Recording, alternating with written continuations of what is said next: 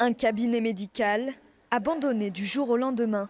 L'unique médecin généraliste du village exerçait ici depuis 3 ans. En mars dernier, il met la clé sous la porte sans explication.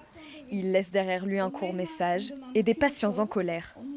C'est un excellent médecin et je ne sais pas ce qui est arrivé de nous quitter comme ça, d'abandonner la commune. Il y avait des gens qui avaient des suivis, avec des pathologies qui étaient quand même lourdes. Et ces gens-là, ils se sont retrouvés du jour au lendemain sans rien, sans médecin et sans dossier médical.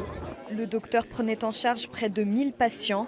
Selon l'ordre des médecins du Gard, il était en situation d'épuisement professionnel.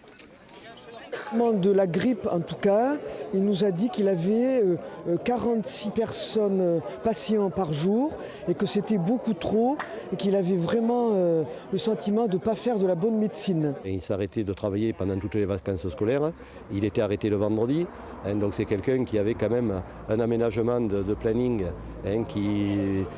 qui était quand même, à mon avis, dommage pour les habitants, parce que pendant les vacances, les habitants se retrouvaient sans médecin. Alors quelqu'un qui a ce rythme de travail par rapport à un professionnel classique, je comprends difficilement qu'il ait pu faire un burn-out.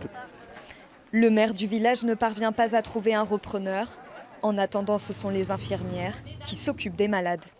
Et nous, on est amenés à faire plein d'actes qui dépassent largement nos compétences et on travaille sans filet puisqu'on n'a plus d'ordonnances pour faire nos soins.